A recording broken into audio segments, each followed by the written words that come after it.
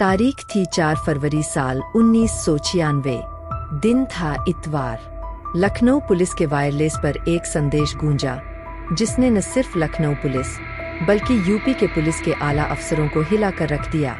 संदेश था कि ओसीआर बिल्डिंग के बी टावर से एक लाश नीचे फेंकी गई है। विधानसभा से चंद कदमों की दूरी पर ओसीआर बिल्डिंग हुसैनगंज थाना क्षेत्र में है, जिसमें विधानसभा और विधान परिषद सदस्यों को आवास आवंटित किए जाते हैं। ऐसी वीआईपी बहुखंडी बिल्डिंग में लाश की सूचना पर तत्कालीन एसएसपी सूर्य कुमार शुक्ला तमाम दूसरे पुलिस अधिकारियों के साथ आनन फानन में मौके पर पहुंच गए। लाश जूट के बोरे में थी। बोरा ऊपर से नीचे गिरने से फट गया था, जिससे लाश के कुछ अंग बाहर दिखाई दे रहे थे। 7वां तल और फ्लैट नंबर 706। दारोगा ने जैसे ही बोरा खोला, अधिकारियों के चेहरे से हवाइयां उड़ने लगीं। लाश का सिर गायब था। वह सिर कटी लाश थी। करीब 1 घंटे की छानबीन के बाद पुलिस इस नतीजे पर पहुंची कि लाश 7वें तल की बालकनी से नीचे फेंकी गई थी। लाश पुरुष की थी, जिस्म पर पैंट और शर्ट थी।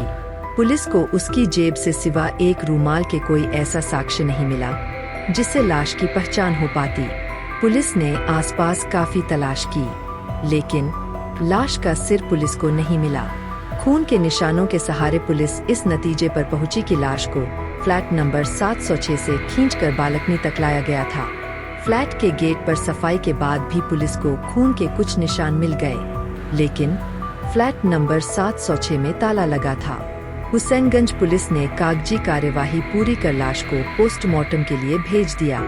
पूर्व विधायक को आवंटित था फ्लैट 706 नंबर का फ्लैट हस्तिनापुर से विधायक रहे गोपाल काली को आवंटित था, जो उस बार का चुनाव हार गए थे।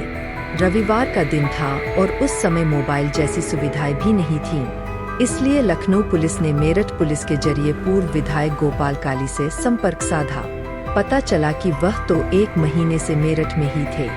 यह भी बताया कि फ्लैट की 2 चाबियां हैं, एक उनके पास रहती है, जबकि दूसरी चाबी फ्लैट की साफ सफाई करने वाले केयरटेकर मनोज शर्मा के पास रहती है। मनोज शर्मा 1 फरवरी को अपने घर पौड़ी, उत्तराखंड गया था और उसकी चाबी उसी के पास है। गोपाल काली ने पुलिस को यह भी बताया लखनऊ जाने वाले उनके अधिकांश समर्थक उनसे चाबी ले जाते हैं और वही फ्लैट पर ही रहते हैं। 31 जनवरी को ही एक समर्थक ने उन्हें फ्लैट की चाबी वापस की है। बलि देने की आशंका। रिटायर्ड आईपीएस राजेश पांडे बताते हैं कि फ्लैट की एक चाबी पौड़ी में और दूसरी पूर्व विधायक के पास होने की जानकारी पर पुलिस फ्लैट का ताला तोड़कर अंदर घुसी। अंदर कमरे की ठीक से सफाई की गई थी। डबल बेड पर नई चादर पड़ी थी, लेकिन पुलिस ने जैसे ही चादर हटाई, गद्दे पर काफी खून दिखाई दिया। साथ ही पुलिस को सफाई के बाद भी कमरे की फर्श से खून के निशान मिल गए, जिससे इस बात की तस्दीक हो गई कि हत्या उसी कमरे में की गई थी।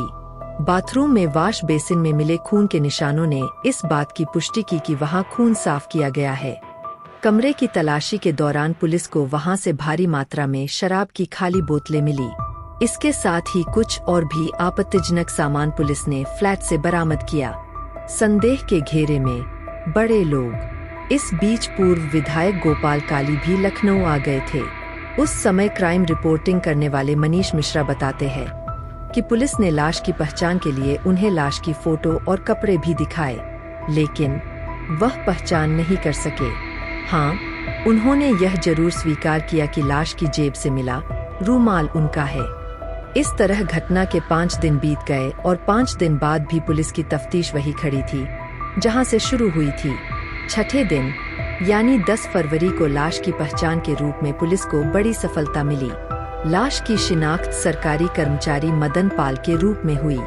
गोपाल काली ने बताया कि मदन पाल सचिवालय में नौकरी करता था, साथ ही उनके क्षेत्र से जुड़े काम वही करता था। जब वह लखनऊ में नहीं होते थे तो भी वह काम के लिए अपने समर्थकों को मदन पाल के पास पत्र लिखकर भेज देते थे। फ्लैट पूर्व विधायक हो चुके गोपाल काली के नाम आवंटित था, सो गोपाल काली पहले ही दिन से शक के दायरे में थे। उन पर शक उस समय और गहरा हो गया जब लाश की जेब से बरामद रूमाल को उन्होंने अपना बताया। गोपाल काली अभी जीवित है। उन्होंने हमसे बातचीत में बताया कि समाचार पत्रों के साथ पुलिस की शक की सुई लगातार उन पर और उनके एक विधायक मित्र पर, जो कि बाद में एक राज्य के मुख्यमंत्री और केंद्र में भी मंत्री हुए, उस पर थी। रोज अखबारों में उन दोनों को लेकर खबरें छप रही थीं। आखिरकार उन लोगों ने तत्कालीन एसएसपी सूर्य कुमार शुक्ला से मुलाकात की और मामले में तेजी से जांच कराने का अनुरोध किया। टेलीफोन डायरी से खुली घटना।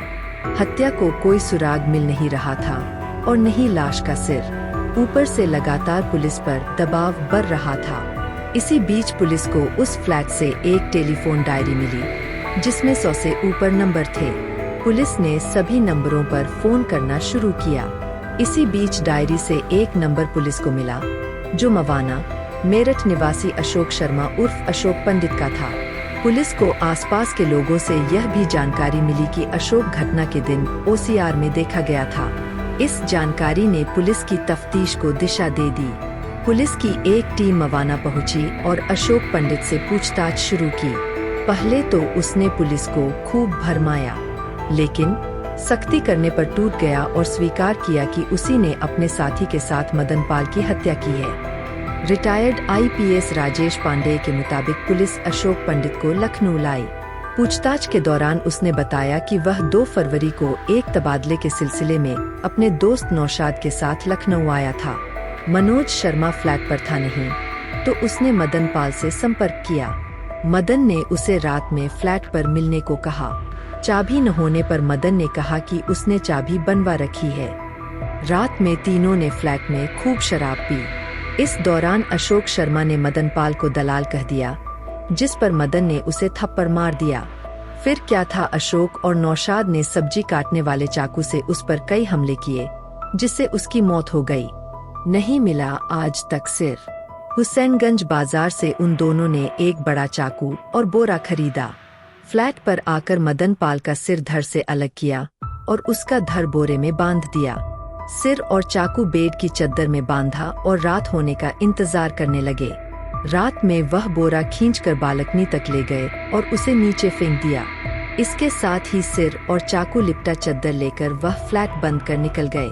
नौशाद कैसरबाग बस अड्डे से मेरठ चला गया और वह होशियार से पैदल चारबाग पहुंचा। रास्ते में चद्दर में बंधा सिर और चाकू उसने हैदर कैनाल में फेंक दिया। पुलिस ने हैदर कैनाल में सिर को काफी तलाशा। पुलिस को सिर तो नहीं मिला, हाँ चाकू जरूर मिल गया। पुलिस ने नौशाद को भी गिरफ्तार कर लिया और दोनों को हत्या के आरोप में जेल भेज दिया। मामला अभी तक अदालत में है, लेकिन मदन पाल का सिर पुलिस आज तक नहीं बरामद कर सकी।